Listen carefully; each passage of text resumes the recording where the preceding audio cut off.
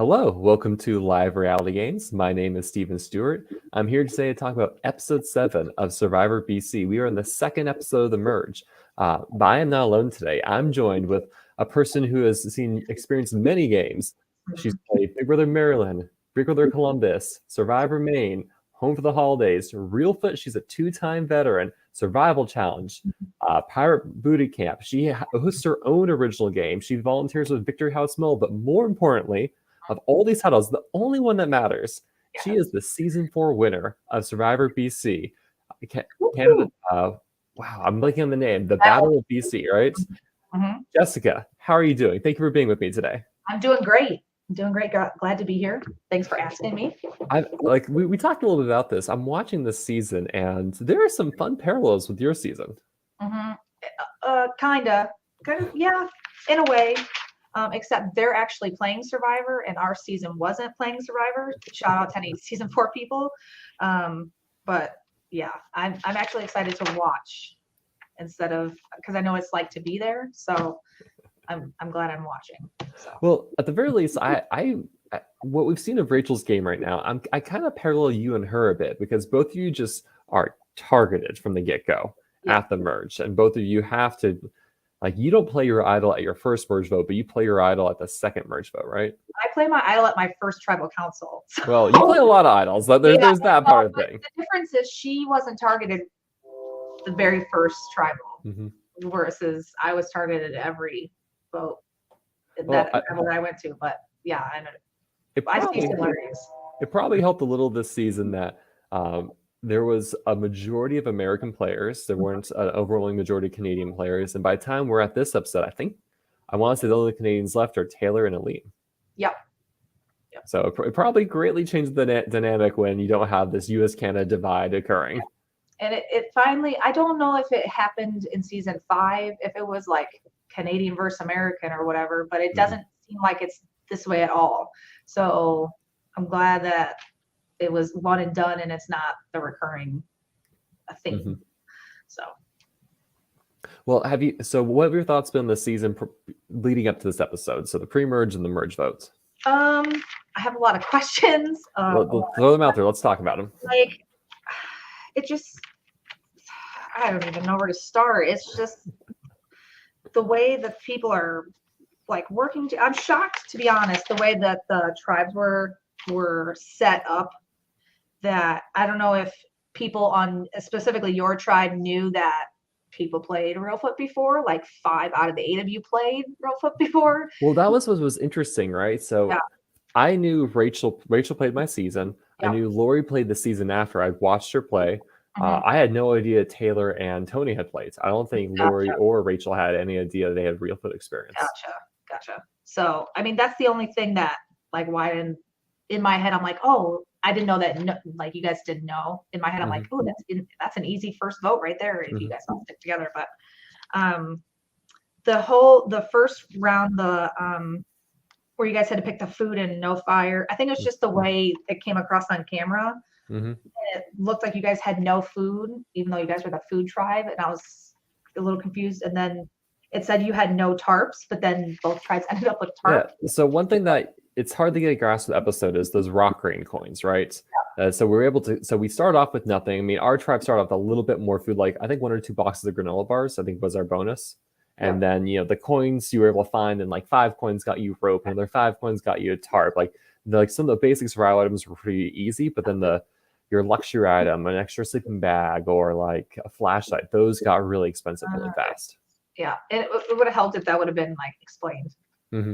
Instead of like just guessing. So, and I think that's just I took notes, but it's kind of making sense a little bit more as the season goes on. But the merge is what's really interesting to me. So. Well, because we have like the Ula Ula tribe and the Batuan tribe, and things, at least the pre-merge, even through the swap, kind of sticks along tribal lines. You have Ula Ula of David, Lindsay, and Stacy. They're able to use the extra vote, and they first vote out Lori, and then they vote out me. And so they merged the numbers 6-4. Right. Yeah. And I'm interested to see like why David still claims he has this extra vote, knowing I don't know what survivor he's playing, that what extra or advantage gets you 2 extra votes. And in this episode, he tells Keegan, of all people, I'm going to use an advantage this round, my extra vote. It's like, he was there when you played the first one. You can't play 2. Hey, It doesn't make any sense. to be fair, David has Keegan thinking he's an idol too, because David ran off and Keegan pursued him. Keegan's like, oh no, I think he has something. It doesn't make any sense. Well, So I want to talk about that. So, as a player, do you like bluffing? You have extra votes or idols or other advantages? not really. I mean, especially in this game, people just assumed I had him. So, I mean, nobody talked to me anyway. Even though they knew I had him, they still voted for me, which is stupid. But I mean, we have a comment from Jessica I'm interacted with. Are you in retirement? Is this something I haven't heard of? Like, are you in retirement? You need to come out? For a while. So yeah, last time I played a game, I couldn't even tell you when. The mole, maybe. Well, I haven't played a survivor game in a while. So. Well, it's because once you win, right? You're like, it's only downhill. That's it. That's as high as you can get. So. But beyond your experience in Survivor BC, I mean, is that something you ever thought about or would want to do as a player? Would bluff you have advantages? No, because it almost puts a more target on your back, I think. I mean, it just gets people to vote for you when I don't understand why you want people to vote for you. Because if you bluff to me that you have something, and in this instance, David, he's bluffed it like more than once. In like within that whole episode, he bluffed it like 3 times. And there's no fallback on him. I don't think you have it. Like if you have it, then show me you have it. That's what I want to see. So it feels a lot like Tony Velazquez and Kagan with his bag of tricks, right? You just never know what Tony has and can use, and there's that mystery around him that gives him a lot of leeway and makes people very worried about him. I feel like David is very acting Tony-esque in that matter. Yeah, I agree. Just while Tony was, at least what we saw with Tony, was more when they kind of flip-flop. David's really trying to use this to really shore up the Ula Ula tribe. Yeah.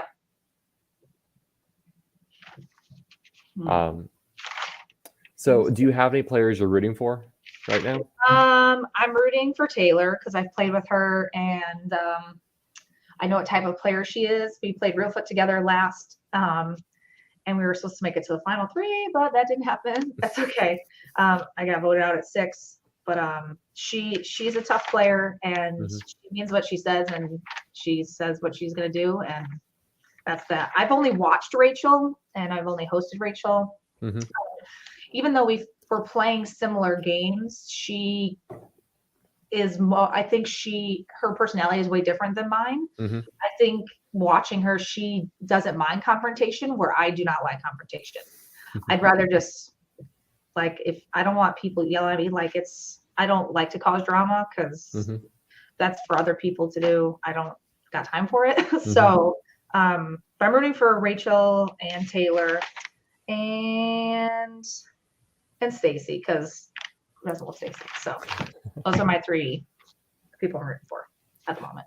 So imagine you were on this season 6, and you are in the Baton minority, right? You've just come out of tribal council. Rachel played an idol. I don't think anyone knew none of the Baton players thought she had, right? And so you're now at a 4 or 5 disadvantage. What are you doing as a player at this point? I think the only thing, even though you're in the minority, people will think, oh, let's just flip to the majority. But even if you flip to the majority, you're still at the bottom. So it only gets you so far. So if I'm there, I'm looking for idols, looking for anything that I can, but just talking to people, seeing who on the other side I can flip to come to our side. Because all at this point you need is 1. So it just takes 1. So all you gotta do is try to flip someone from the other side. Preferably like a Kristen or a Stacy, who I don't know if they know at this point they're at the bottom, but it's very clear that they are on the bottom. But that's just my perception of it. But that might not be their perception, but yeah, that's what I do. So imagine now that you're actually on the Ula Ula tribe, right? You came in with a 6-4 majority. You just lost a person to an idol play, but you still have 5-4. I mean, what is the winning game plan here? it's hard because I've never, especially in BC, I was never in the majority. So I was always playing from the bottom. So it's hard, especially because it's boring doing the 5 and then voting out the 4 people, because then you're at 5 and then what? It depends on who you are in Ula Ula and where you are, I guess. I mean, I would try to maybe flip to the 4 and vote one of my people out. That's just to make it interesting, but and leave it leave it for like 4-4, but more flexible.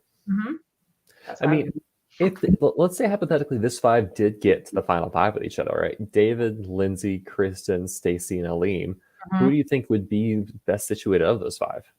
The final 3 of those 3, in my opinion, I mean, I wonder if Stacy, Lindsay, and David worked together because they had to on your guys' tribe, or if they were really that tight.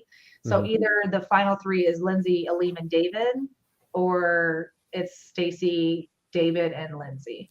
Really? Because I think it would be like that Stacy, Kristen, Lindsay, because I don't know, I'm looking forward to talking to Lindsay, because I get the sense from her position in the original tribe, she wasn't as close with Dave at the time, right? She was close with Chris Lord, then Chris Lord went home, and she kind of got through that. And I feel like if she was close to Chris Lord, why'd she vote him out? Because everyone else is voting, right? Yeah, I mean, that's just, if you're really that close to somebody, you just fight harder for them, I guess. So yeah, but I think also like early on, right? You want to be a little bit more flexible, I suppose. I don't know. Yeah. I guess it was hard because watching your like 2.0 tribe, they seemed super tight, like they didn't want to leave each other. Yeah. And then I guess in the swap, Stacy did choose Lindsay over Lexi, and then made it so that David was on her tribe. Yeah. So I mean, maybe those 3. Yeah.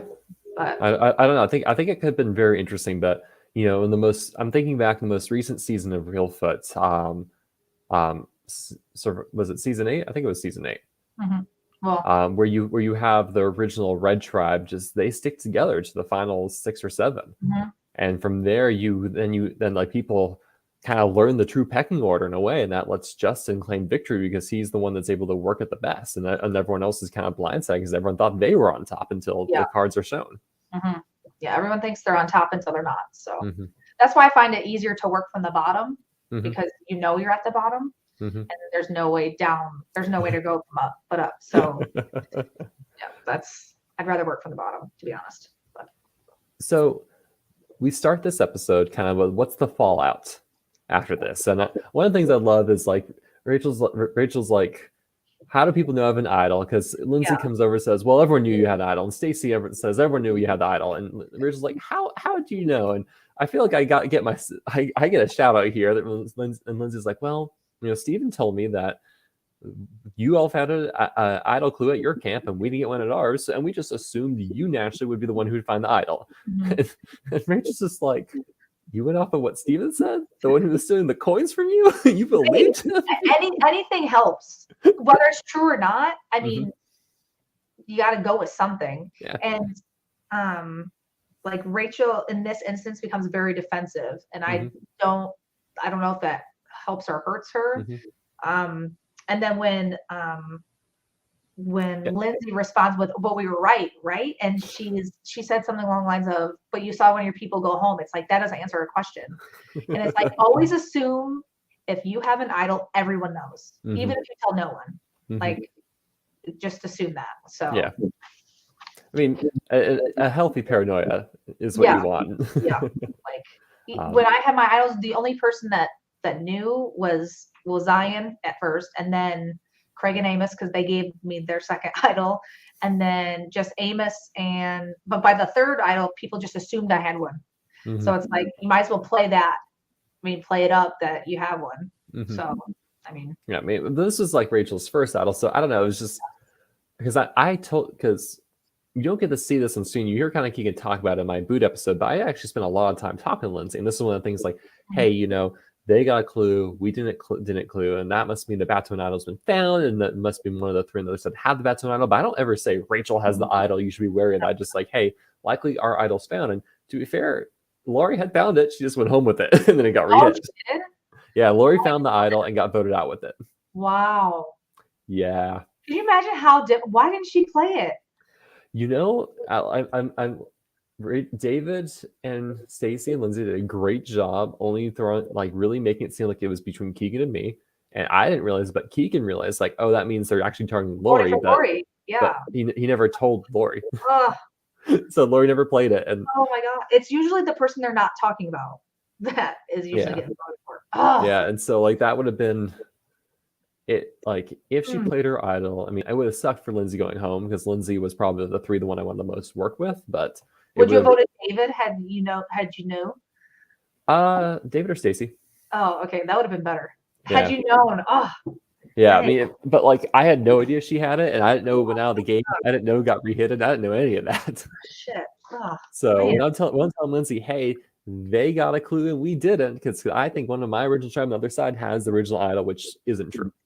Gotcha. But Okay. it's enough for to leave people to think that Rachel has an idol, and anyways, the clue would have gone out because Lexi and Aleem knew there was a clue as well. So Gotcha. Yeah. it's not like I was providing super novel information, I guess. Yeah. Gotcha. Ugh. But it's interesting. We kind of get some snippets. So we get Stacy saying, hey, you know, this worked out great. The idol got flushed. Lexi went home. Like Stacy's only regret is not voting for Lexi at this point. I can't with Stacy on this one. Stacy, I love you, but if you know Rachel has an idol and you want the other side to trust you, just vote with them. Just vote with them because you already know you don't like her. So what's the harm, right? So if I'm Stacy, all you have to do is vote with those 4 and you become 5. It would be 5-5 at this point, right? Mm-hmm. Yeah. So then, I mean, Rachel could still play her idol, but then Lexi goes home and you are now trusted by the other side, mm-hmm. right? And you already know that Aleem doesn't trust you. So what's the harm? So that's what I would have done. But. And then we get David and Aleem, and like the first thing Aleem says, like, okay, that didn't work out. And there's a very worry, like, did she have a second idol? Did she find something else? Mm-hmm. Yeah, it's like, how does she have a second idol when she just played it? But if you knew that Rachel had an idol, how did it not work out? I mean, you flushed an idol, but if you know that Rachel has an idol, vote for somebody else. So it flushes it and you vote for somebody else. From talking about with Lexi last week, it really felt like she was acceptable casualties of war. I think her tribe was fine letting her take the idol blow. And that way, like, the idol's out of the game, Lexi is gone, their hands aren't dirty with her going home. I think she was an acceptable sacrifice for a lot of members of her tribe. That's so sad. Yeah, it really is. It's like, it's unfortunate. So we see Rachel kind of going around on tour, figuring out what happened, because everyone just kind of lied to each other last round. And we kind of conclude this end night scene with Taylor and Keegan finding the hidden immunity idol. So is that Rachel's rehidden idol or a different idol altogether? I thought that must be the merge idol. Okay. And it was confusing because they like used the clue to Rachel's idol to find the merge idol. Yeah, I was confused because I was like, damn, that's fast. I was like, that's hidden really quick. And I was like, please tell me that this is like not Rachel's idol. So I don't know why Taylor would show Keegan unless she really trusts him, but. Well, it looked like Keegan was the one that found it because he's the one that holds on to it. But I think Taylor led him to it. Yeah. So I think she knew where it was, but she led him right to it. And she's like, it's right there, but then Keegan grabs it. So, I don't know. At least it's there, I guess. At least that means the minority has another idol. So if Ula needs to be careful then, right? Yep.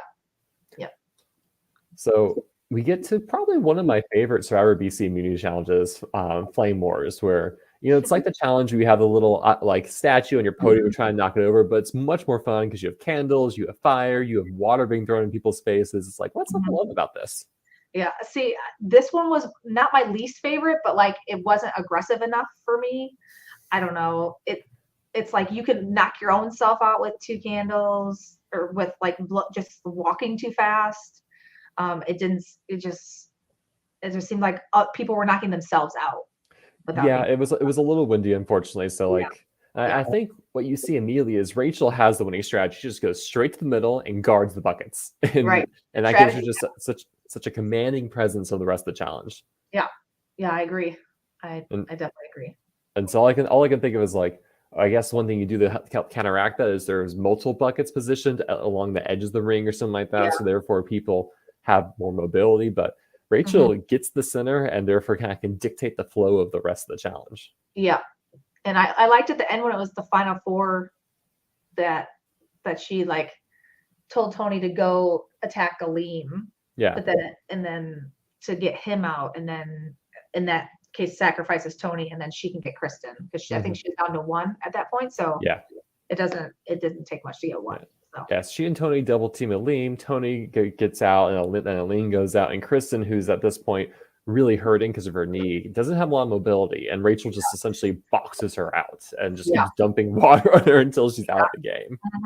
And doesn't help that Kristen's a little bit shorter than Rachel, so all Rachel has to do is like stand up and pour water. So I mean, knowing that this is kind of a challenge where you can almost team-based challenge, did people mess up by not like strategizing more heavily and like the 5 just the Ulu saying, hey, let's work together and I'll try to get Rachel out immediately or something like that? Yeah, I mean, if you're trying to get the person who you just voted out, I guarantee you, had that been me, I'd have been gone immediately because everyone would have swarmed on me. So it's like if you're trying to get someone out, just all of you swarm them, that one person, and then just get the 4 remaining people out, and then battle out your 5 to the last person. So, but I mean, Rachel must have been convincing enough to not go anywhere near the buckets. So well, it seemed like people were all like in it for themselves and maybe not thinking about that. And so Rachel's the only one that does take advantage, like, hey, Tony, do the following. And then, of course, you see people saying, they must be really close. Look at that challenge later on. Okay. Oh, I didn't get that, but it's all good. But Rachel wins immunity. And so it's immunity number 1 for her. And she's safe. That means she is not going to be the target tonight. That's good. Which means everyone needs to kind of figure out what they're doing next, because I think had she not won, she would have been catching votes. Yeah, I agree, but she also has that legacy advantage, and I wonder if she would have played it. Yes, so she has an extra vote that's good now, final 7 or final 5, and so and she ends up holding on to it, which I thought was very interesting. Yeah, well, even if you use it, it's still 5-5, and what's that going to do? It's tie, and then you waste it. I hold on to it for. I guess it's always the question of, do these extra votes persist through a revote, right? Yeah, and I saw on, I think it was when David played his extra vote, I heard him say it does go through the extra, like the revote, and I didn't think extra votes do. And so I don't know if it's something that Survivor Canada does, and it's just. I don't even know how the real show works actually on that, if they persist.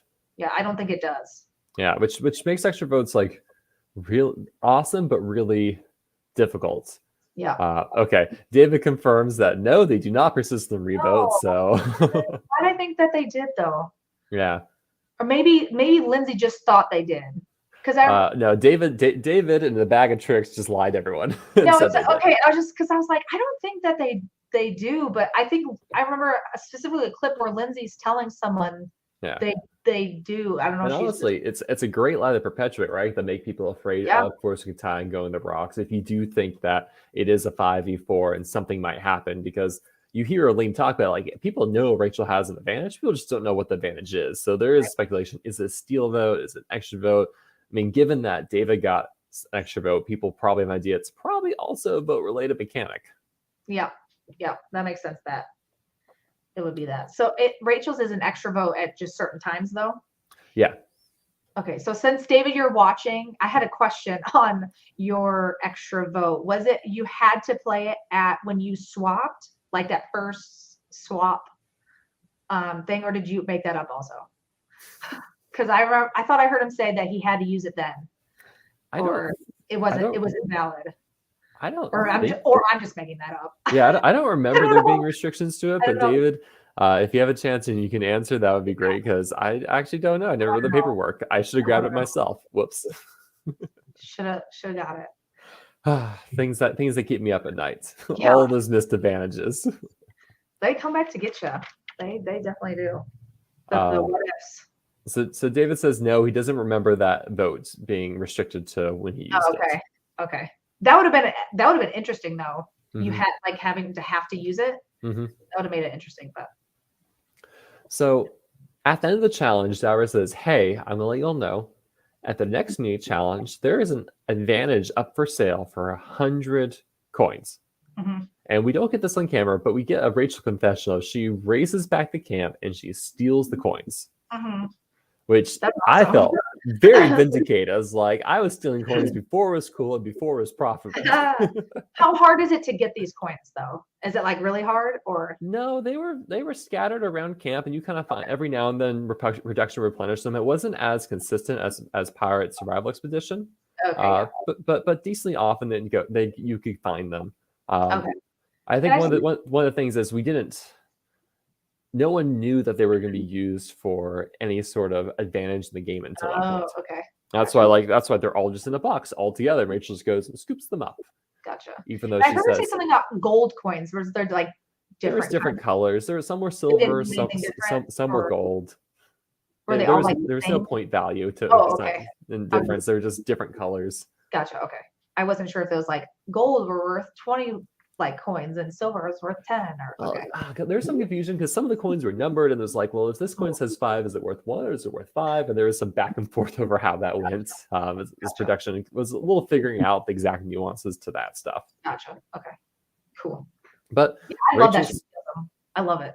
Oh my gosh, I had PTSD that my season, like the coins, like, oh no, coin advantage, what terrible things can happen? Because I just remember that first tribal council that both tribes attended when we played Pirate Booty Camp 2017, when two people are going home and it's revealed that, hey, you can bid for immunity, and we just had wasted all our coins on all this auction food, and no one from your tribe spent anything because you knew the twist of the season.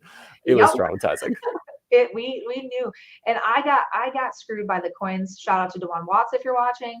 I got screwed out of coins too, and he screwed me over big time on coins. But I liked how in this game you could pass in Pirate Booty Camp, pass them to other people, so they had all the coins. Yeah, I mean, Jessica, so many people in that season got screwed over by the coins. Oh my god, many. It was ridiculous.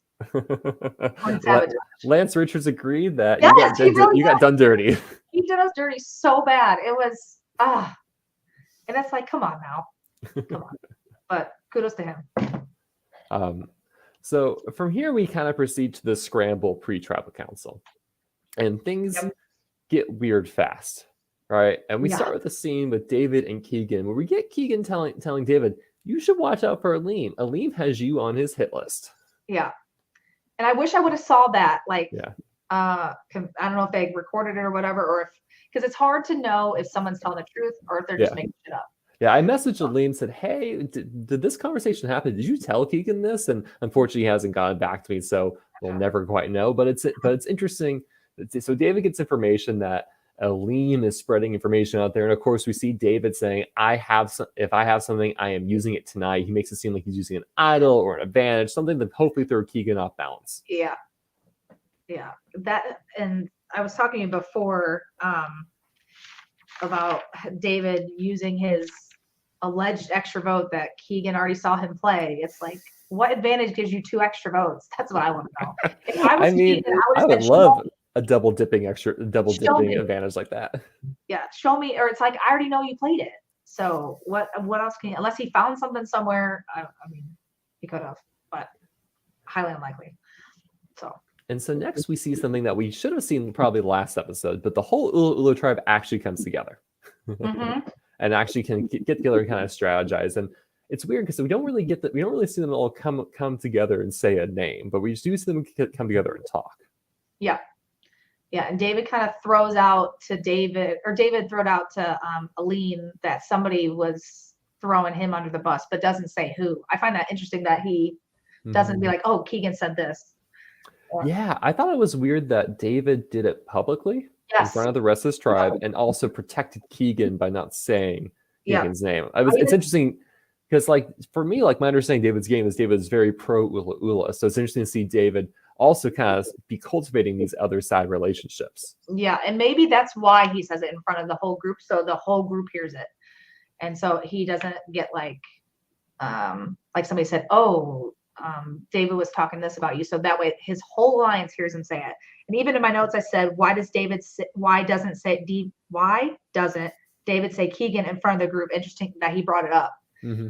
And that instead of just talking to David, or instead of talking to Aline one-on-one, saying like, hey, somebody told me you said this. I just want to make sure it's true or not true. So maybe he thought the other members would know something. I don't know.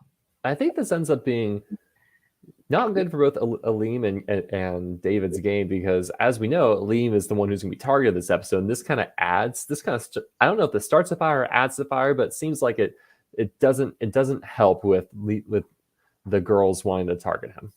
Yeah. And I don't know if Aleem's name was brought up before this, or like you said, if it started his name, or if his name was already out there and this just kind of added to it. So, but we do see Aleem kind of throw out Tony saying, hey, look, we can't put Rachel. Tony and her are clearly tight, right? We saw them helping the challenge. We should go for Tony then. I don't get.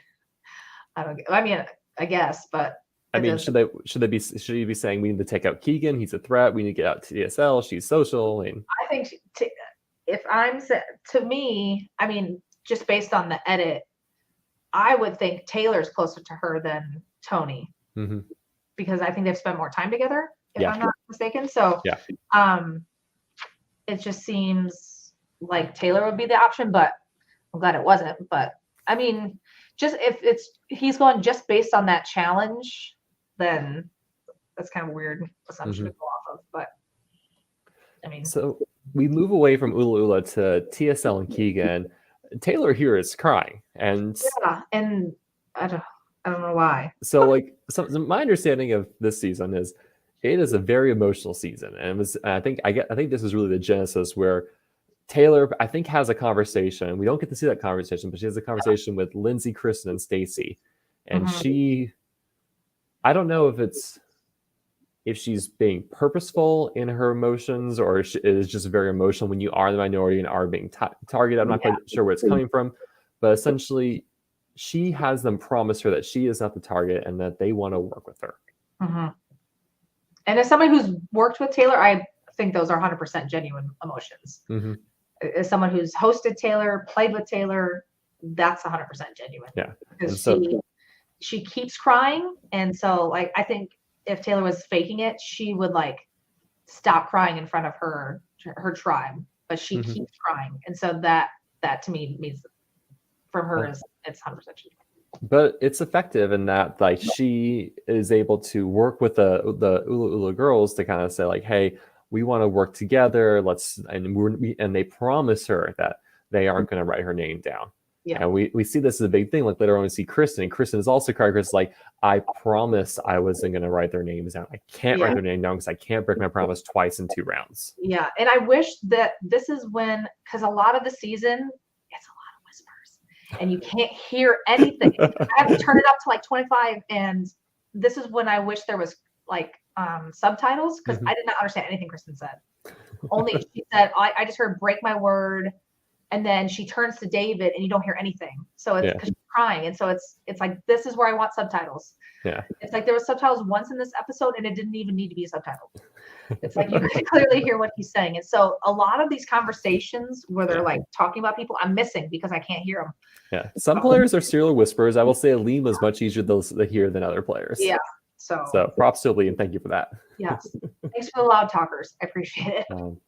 So after TSL and Keegan kind of get together, we see TSL and Rachel, where they kind of say, Keegan thinks it's him, but TSL's hearing, I'm hearing from these other the Ula Ula girls, Stacy, Kristen, and Lindsay, they want to Aleem. And there's a lot of kind of talk like, do we trust this? Yeah. Like, are they actually targeting Aleem, or is that just another facade they're targeting us? Yeah. I would want to know why, unless they were already trying to before and we just didn't see it. And I heard Taylor say something about stage 2. I didn't understand that. She's like, this is stage 2, but I don't believe it. It's like, I didn't understand. Well, I guess it's saying like this is a new stage of the game, right? They're past the initial tribes. Now they're merged and kind of things are all kind of coming together. And so things should be resetting in that sense. Should be. Well, Jessica, so my question to you is, as you said, you play for the minority a lot. The majority comes to you and says, don't worry, you're not going home. We're voting for so-and-so. And we want you to vote with us. Do you do you need to just finally trust that when you're the minority, or is that something you need to go like cause trouble? That's hard because when I hear Rachel's like, "Oh, let's vote out Lindsay," it's like you don't have votes to vote out. Mhm. You only have 4 people. Like, Mhm. what's that going to do? I mean, Mhm. you could flip one person, but at some point you have to. I mean, I can see where the trust is hard because Mhm. they all said like one name and then they voted for her. Now, had Stacy voted the way with Lexi, I think it would have been easier for them to trust her and be like, "Oh, Aleem is really the Yeah. vote." So I can see where the trust is hard, Mhm. but it's like you just gotta, even if the majority votes for somebody on your tribe, you only have 4 votes, so there's nothing really you can do. So Is this a good move for for Stacy, Kristen, and Lindsay to vote for Elaine? yes, in my opinion. Really? Tell me. Yeah, because Aleem is strong. I mean, he's close with David. Mhm. Like I said, if I was in the majority, I'd want to get somebody in my tribe, like my alliance out, that I know that I'm not really close with anyway. Mhm. And then you are trusted by the 4, the minority people. So it shows that you can be trustworthy. I mean, at least for one vote, but Mhm. I mean, because like I think you want to press his advantage, right? Because you've lost one of your own, so you're now 5-4. I would knock out a minority and then be looking to flip at the final 8 to try to take out someone, right? I like because I'd be yeah, worried that if I vote out one of my own, it'll be 4-4, and then things get a little more iffy. I kind of lose some of my sway at that point. gotcha. So you would stick with your 5 and then at 4 flip. Yeah, I would have timed it a little later. So, but then if you voted out a minority, it would be 5-3. Yeah, And then if you flipped at 8, I'm it not would. flipping alone. Oh, okay. I guess it Yeah, depends I'm, on who. I'm definitely not flipping alone, right? I'd be definitely looking to bring, like, if I was Kristen, I'd be taking Stacy or Lindsay. I'd be looking to bring one of those 3. Would probably I'd try to bring one of the others with me for that flip.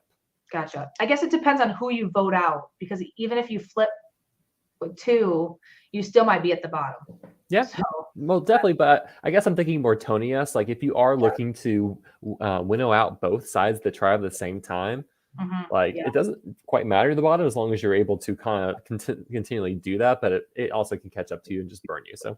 Yeah.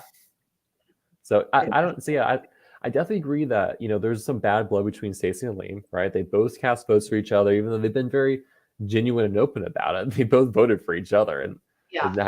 that's kind of out there. It's kind of like just bad blood. Yeah. And it's just like it's one vote. Like, and I think they didn't they vote for each other because did they do it at the same tribal or No, at different? so Aline voted for Stacey in the first tribal. No, Stacey voted for Liam the first tribal. Then Aline returned the favor and voted for Stacey the second tribal. Kind of both as like idol concerns. Oh yeah. Yeah, so they were both each other's backup plans, and it's just and when they did the swap, Aline put Stacey on the other tribe because he didn't want to be with her. Yeah. I had a strategy. And then we see Rachel and Aleem talking, and I think this is a case of like not seeing like conversations where she basically is like, "Oh, David's throwing your name out, so he's voting for you." It's like it didn't help that we didn't see that, so it's like, what makes you, just because he was talking about you doesn't mean he's voting for you. Like, And we see Aline now like starting to throw out Stacey's name as well, as saying, "Hey, if my name's coming out, I think it's Stacey," and he's kind of like starting to push her name to try to get trajectory on that too. yeah, and I think I put here, Aleem pushing Stacy with Rachel, knowing damn well the only person he talked to was Keegan about the David thing. I mean, whether it happened or not. So Well, I mean, and we do see ultimately he votes for Keegan, right? That's how it ends up. it's like if you really only talk to Keegan and your name is somehow getting out there that you're talking shit about David, who could it have been? Because he's like, I didn't talk to Stacy about anything, but it's like, who did you talk to? So yeah, that's what I find interesting. Yeah. So and then after this we see Keegan and Lindsay, and Keegan's like, Liam hasn't talked to me this whole round, and it's like, oh, I wonder why. Yeah, and then when Lindsay said, "Oh, Aleem didn't say your name to me," that's bullshit. We have the receipts like 20 minutes prior. He clearly says Keegan's got to go. Like but she did a good job of lying to him. But if you, yeah. But this is where Lindsay's saying, I need to prove it to minority. I need to prove it to you after last time. And that's why I'm like, what do you need to prove to the minority at this point? Yeah. Well, maybe because she said she would vote for. And I guess, like you said, like if you are looking to take out your own tribe and kind of jump ship, then yes, you're proving it. But like for me, kind of saying like I would, I don't, I think this proving to minority is like it's good, but it's not good for their game overall. I guess by just kind of letting things slim down to a 4-4. I don't know. Yeah. Maybe they're thinking jury already. I don't know. Maybe I mean maybe if she's like, hey, look, I want Stacy, me, TSL, and Keegan. That is like my top four, and like they're trying to do something like that, but we don't get a sense of like these smaller dynamics kind of pulling through and creating a new nucleus of the tribe, unfortunately. Right. After this, we just see Keegan just like throw his hat at a tree out of frustration. Because Aleem won't talk to him, and I don't know why. Yeah. Aleem won't talk to him. He's like, everyone's scrambling. He feels secure, but he's not sure. Like it's the whole idol dilemma, right? You've had idols. Like when do you play them? I know if it's you, it's like whenever, just play them because you're going for anyways. Yeah, every time. No, but it seems like Keegan's playing with enough people where I can see why he's not worried because he's had people that's had his back. Mm-hmm. But it's hard when you're 4 against 5 and you don't know if it's you. Mm-hmm. And you don't know whether to play an idol, and then if you play it, you waste it, and so then you're back to where you started, and now people don't trust you. So yeah, and he mentions that like Aleem is kind of puppy guarding David and other players, which is always an interesting strategy of like trying to deny someone conversations by always like sticking around them. Yeah, I just go up and talk to him. It's like, what do you have to lose? I remember when I was in Reelfoot, Final 9, Nolan was voting for me, and he just stayed with me the entire time. It made it very obvious, like, oh shoot, you're voting for me because you're always with me right now. And it's like they don't want you to talk to anybody. So yeah. That's a strategy, though. Yeah. And I think it's also just again we see Keegan say David's playing his extra vote. Everyone thinks David has extra vote. Everyone thinks it's happening, right? I mean, perception's reality. If people think you have advantage. And people aren't voting for you. It's kind of great. Yeah. Yeah. It's to keep playing this extra vote. And I don't understand that double extra vote, but then we get to see Aleem who's like, I think I'm effed. And then he gets your favorite part is the math episode where he's kind of working out someone has an extra vote, someone has a steal vote. How does it all work out in the end? He's like, it'll be a tie, and it's like how when the extra vote and the steal vote cancel and you're still at 5-4. So that math didn't. I put Aleem's math questionable. Again, when you're sleeping in the Vancouver wilderness, subsisting off of biltong, life is hard. Yeah, math it's hard and doesn't make much sense. And finally, we wrap up with a confessional from Lindsay, who's kind of saying, I have 2 options. One's Aleem, one's Keegan. But I kind of trust Keegan more, but it's like a blind trust. Yeah, I don't know why. Don't they know each other? I mean, not know each other. They don't know each other, but they were on the swap tribe with each other. Keegan was the only one from the original Baton to make it off that swap tribe with Lindsay, Stacy, and David. Yeah. Yeah, I don't know why she would trust Keegan. Maybe because what he did, like, threw you under the bus? I don't know. Yeah, it's like, man, like, Keegan was very efficient with busing me. It was, if you want to see busting a player 101, that's where you look to. Yeah. And I don't know if you should be looking, it's like, wow, look, this guy, he's being so open and honest. You're like, on the other hand, it's like, oh, look, this guy's also thrown someone under the bus to save his own game very well. Yeah. At the very beginning, I put, right when I first saw the show, like the first episode, I put Keegan, watch out. Like, I caught it episode 1, like, you got to watch out for him. So Keegan has played in this Survivor Pacific Northwest series, and when they did Heroes versus Villain, guess if he was a hero or a villain? I'm guessing villain. He was a villain. It's a pretty big one too. He doesn't scream hero to me at all, but he's a good player, and he's made it this far for a reason. So yeah, it's good on him. So we get the tribal council, and Jessica, do you like live tribals? I mean, I was a part of one. And I didn't know that was going to happen. I think they're all right. I Mhm. mean, it's just like I don't know if it's a way to like confuse people or to get people to vote a different way.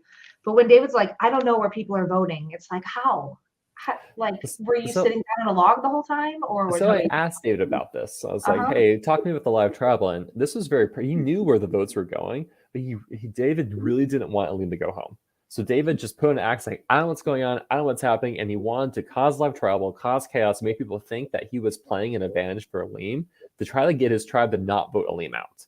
So he Oh, was doing got all it. of this to try to protect Aline in this moment. Gotcha. That makes more sense then, because I was like, how do you not know what's going on? That doesn't make Yeah. And no, any it's sense. it's interesting because you're like, wait, David, aren't you like at the forefront of your tribe? And I think he knows Yeah, exactly what's going on. He's trying to stop it. He's trying to stop Stacy, Kristen, and Lindsay from voting out one of the original Ula Ula. gotcha.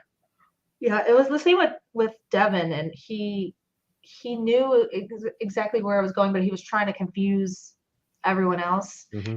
And to this day, I still don't know if the what he told Luke who to vote for, Hmm. and when they blew up at each other, I don't know if that was real or if that was fake. And I don't know if he told me to use my idol just to get rid of my idol. I don't know because I that was the only trouble I didn't need it, and I used it anyway. But yeah, and I wonder if what was supposed to happen had actually happened, if it would have been interesting, but it would have changed the game completely. But yeah, live travels are all right. It just Hmm. depends on Well, the I felt factor. bad for Kristen. She's sitting in the front row. She has a hurt knee, so it's hard for her to move around. She's Yeah. just kind of stuck sitting there as everyone else is talking around her, and she can't do anything. Oh, husser. It's I, hard when you're in the front row. It's hmm. easier when you're in the back row. Hmm. Back row is the way to go. If anyone's sitting at any tribal council, sit in the back. You want the back row because then you can whisper, and the people in front of you can't see the whispering, and you can see everyone else whisper if they do whisper, and it's a great advantage. Mm-hmm. Yep. Um, I've and I, caused a blindside from the back row. So at the the Durham Warrior, mhm. me and LJ caused a blindside on Wayne from the back row. It wasn't supposed to be him, but he like looked at me and like looked at him, and then we got the other four people in the back to vote for him because he was sitting in the front row. So it uh, worked out pretty good. Worked out pretty good. Wayne was the guy from Britain, right? No, Yeah. he's the guy from Maine. He's like the Gotcha. Okay. weather person from Maine. Bless I was his like, heart. there's one British guy in your season. I think that everyone was really rooting for and heart and gutted when he got voted out. I was only there for merch. I couldn't quite tell you, to be Okay. honest. So, yeah. Um, yeah, my favorite quote is from Aline. He's just saying there, he's like, "This is really this hard to vote me out. Like, there's all this chaos is around him. And it's really just David trying to protect him." Yeah. And so ultimately, it ends up being a 7-2 vote where David and Aline both vote for Keegan, and everyone else votes for Aline. Mm-hmm. No idols are played, no extra votes are played. I don't know if people think that David played an extra vote or not, or whether they're like, oh, maybe he doesn't have one. We'll have to see kind of that fallout Yeah. because David was a lot of like promising of playing something. Mm-hmm. But Aline gets voted out, and his name gets misspelled horribly, and he's the Bless first him. member of the jury. Bless him. And another thing with David about his idol, and it's like this is probably all acting, but he asking about the idol and advantage. The It's like, rules. do you really not know? Or like to me, that just shows that you don't have anything. Mm-hmm. Because if you truly had something, it would tell you on the paper, like we do. So Or you check with production and like ahead of time. right, exactly. I wonder if he should have tried to get. Well, it wouldn't have worked because Stacey would have known if he borrowed like whatever that horn thing is she I still want to obtains. know. I hope she plays it. I still want to know. I want to know if it's something. It's got to be. I mean, maybe not. I don't know, but I think it'd be funny. So Jessica, from here, it's 4 original Ula Ula: David, Kristen, Stacy, and Lindsay. 4 original Batuan: Rachel, Tony, Taylor, and Keegan. We just saw kind of a new group of 7 come together and vote, leaving David on the outside. I mean, where do you see things going from here? I don't know if they'll vote David out next. Mm-hmm. I don't know. I don't know if people his Ula Ula are truly like loyal to him. Mm-hmm. I don't know. To be honest, it's hard because Kristen doesn't, or Kristen, Rachel's thing isn't valid anymore Mm-hmm. until 7. Mm-hmm. But and then Keegan and Taylor have their idols, so it's going to be interesting to see. I guess it all depends on who wins, to be honest. Mm-hmm. But what happens? I mean, so imagine you're Rachel. I mean, what do you think you want to do from here? Stick with the 4 people that have had my back, and that's in my head that would be the final 4 because clearly she doesn't trust anyone on that other side. Mm-hmm. So I mean, unless for some reason she's gonna switch to the other side, which I don't know why she would, but Mm-hmm. she seems to want to get Lindsay out because she wanted to get her out the round before and this round. So I don't know if Lindsay's next to go, but I don't know who would her numbers be unless the 4 did a tie and then David plays his mysterious extra vote that he may or may not have. So it's hard. So what about let's put yourself in David's shoes, right? You are in the Ula original, right? Like what should you be trying to go for? Should you be looking to just I guess cannibalize your own and wait until like maybe Batuan starts breaking up? I don't know. To be honest, I have no idea what I would do if I was him because it's to be the only person to not vote Aline. That's kind of right. It's kind of the same thing that happened to me when I knew Joel was going home, and I was like, I'm not voting for him. But I also had other people that knew I didn't want to vote for him. So, but I don't know if he goes back to Stacy and Lindsay and Kristen, his original, and just go to Rocks. And then if you go to Rocks, then you're safe. So I don't know. He's got to win though. He's got to win for sure. So of the 8 players left, who do you feel like are in the best position in this game? The only thing I know that happens is the final 2 because I watched part of the live stream. And no spoilers to the final 2, but who do you think from just where we are right now? I think at the moment, I think it's got to be like Lindsay because she's close with Keegan, Rachel because she's got that advantage, and then Keegan and Lindsay. And it's gonna be interesting to see because I know Keegan said he said he's voting with them, like he can't wait to vote with them. And so I don't know if he plans on flipping to the Ula side or if he's just bluffing to say he's going to vote with them because he said it to David and Lindsay. Like, I just want to vote with you guys. And so I don't know why he would want to. I don't know. I notice I see Ula coming together a lot, but not the Batahan. Yeah, we saw them come together at the beginning of the last episode for the scrambling, but we didn't see that. We just didn't get screen time of all 4 of them together, kind of saying this is what we want to do as a group. Yeah. It was kind of interesting because it seems like it's Keegan and Taylor and Tony and Rachel, like doing whatever. Yeah, you have to be kind of like it's 2 different duos, and like, are they happy working with each other or not? Yeah, it'd be interesting to see if the 3 girls hook up with one of those duos. That'd be really interesting to see because then like we see kind of a new group of 5 form. Yeah, 5. Yeah, no, right? 5-3 because then it'd be David and then the other duo. Let me see if I thought I had something else. Yeah, it's gonna be interesting. I think it all depends on who wins, to be honest. So who do you think is the biggest consequence if they win? Like, is it Rachel winning immunity? Is it David winning immunity? Like, who matters most if they win? I think if Rachel wins, it's gonna suck for them because it's like, then what do you do?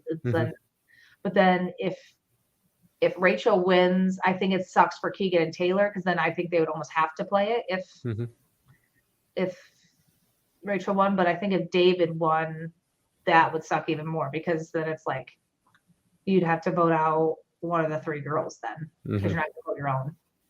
So I don't know if then I wonder if David wins, then they would be 4-4, or if Keegan jumps ship to a 4 and makes it vote for like a Tony or somebody or Taylor. I don't know. What's your chance? What percentage chance do you think Rocks will be pulled next episode? I hope they do. I love watching Rocks. I hate being a part of Rocks. I've never gone to Rocks before, but I love like the idea of Rocks. Like, and then you have to force someone to do something else to flip then. But I think it'd be fun. I tried to get rocks happen when I played it, but unfortunately it was just not on the cards. So and I think it's more likely to happen the further you go. But I think with these players, it's not going to go to rocks because they're not that dumb. Okay, so, so you're saying it's just not happening. I hope it does, but probably not. Well, I can tell you, the next episode will be a very fun episode. I've been very excited to see how what I know goes down because I only watched it from the outsider perspective on location, kind of seeing the results, be like, what on earth just happened? So it is going to be next episode is going to be a wild ride. I'm very excited for it. I can't wait. I hope something like wild happens. Like I don't know, they all gang up on somebody. I don't know. It's who knows, or like some freak advantage is found, or somebody plays an idol, or I hope it's just not boring. And well, it depends on who wins, though. In my opinion, you're not hoping for begonging? What? No, this is the most exciting season. It's so stupid. I'm sorry, it is. It's boring, and no, I don't like it because then it's not fun to watch at all. Well, I think there's some. I think if you can bring up the nuance of relationships and how they break down in a majority tribe, to really kind of get a sense of how things go so wrong for players once that tribe must need to cannibalize itself. I think that can be fascinating in and of itself, but it does kind of change the dynamic between like, well, here's half the merge tribe, there's no chance. Like, well, and I think that's what kind of was starting to happen, and then Rachel won, and so. Well, cross your fingers. Hope it doesn't happen. Well, Jessica, is there anything else about the episode of Survivor BC you want to talk about? Not in particular. This episode was just a little wild. It was just a little wild for me. So I hope that the idols get played correctly and that don't just get wasted. And I hope that they either found the merge idol or somebody finds Taylor's idol or not, Rachel's idol. That's gonna be interesting. So, and I wonder who gets the advantage. Ooh, I forgot about that. I wonder. Can they bid? I wonder if they could bid up. So like if Rachel has the 100 and somebody else also had 100. Do they outbid each other? Man, I don't remember if multiple people could buy it or only one person can buy it. Okay. We'll have to see next episode. Yeah, I guess we'll have to see. So, yeah. Well, other than that, Jessica, I'm just so grateful I got a chance to talk with you and to hear your thoughts about the season as it goes. You know, you are involved in a lot of different games out there. Do you want to plug or talk about what's going on with your life? Not really a whole lot. I moved back home to my hometown. I moved back from Maryland with Craig. So we're just bought a new house. We're just living in my hometown. We just want to be closer to family. So I'm helping with Victory House the Mole. I think it's gonna be the same weekend as Live to Give, to be honest. It's like the 24th something, June, right? Yeah, June 24th through something 27th. I don't know the exact dates, but there's that, and then nothing else really happening. Well, you hosted an original live reality game last year, Castle Banister. And I was talking a little bit beforehand. Maybe we'll see a return of it next year. Maybe not this year because we just moved in, but maybe next year because that was a lot of fun. It was just a bunch of our friends over a weekend and playing Big Brother, and Craig kind of designed it from scratch. And so watching like and then we designed all the challenges from scratch. And so watching that come to life was pretty fun. So hopefully we do a second season because that was a lot of fun. The world needs more games, so thank you for creating them. They really do. All right. Well, Jessica, thank you for your time. Thank you for everyone who stopped by and listened. The next episode of Survivor BC will most likely be coming out this next Sunday. I will be back next week with more guests to talk about the season as it goes. And this is fun because I'm now experiencing for the first time with everyone else. So thank you all and have a good evening. Bye.